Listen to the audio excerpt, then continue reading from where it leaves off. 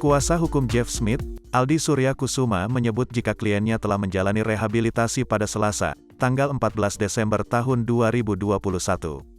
Kendati demikian, Jeff Smith hingga kini belum dapat dijenguk oleh orang lain. Udah dari hari apa ya? 3 hari yang lalu kalau nggak salah. Detoksifikasi selama 2 minggu, belum bisa dikunjungi, ungkap Aldi Surya saat dihubungi awak media, Sabtu, tanggal 18 Desember tahun 2021. Namun, Aldi meminta permohonan kepada Rumah Sakit Ketergantungan Obat, RSKO Cibubur, Jakarta Timur agar kliennya itu dapat selalu berkomunikasi melalui video call. Hal itu dilakukan karena Jeff Smith saat ini mengalami cedera lutut ACL. Tapi saya kan kemarin mengajukan permohonan untuk bisa minimal komunikasi by video call karena terkait masalah ya dia akan ada cedera lutut ya. Akelnya yang harus dioperasi sebelum kejadian ini, ujar Aldi. Hingga kini pihak keluarga ditemani kuasa hukum masih terus berkoordinasi dengan tim kesehatan untuk memberikan tindakan lebih lanjut.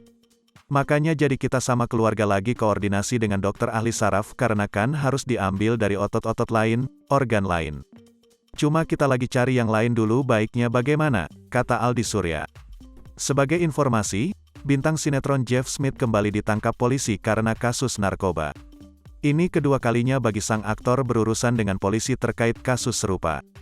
Jeff Smith ditangkap petugas Direktorat Reserse Narkoba Polda Metro Jaya di kediamannya di kawasan Depok, Jawa Barat, Rabu, tanggal 8 Desember tahun 2021, pukul 18.30 waktu Indonesia Barat.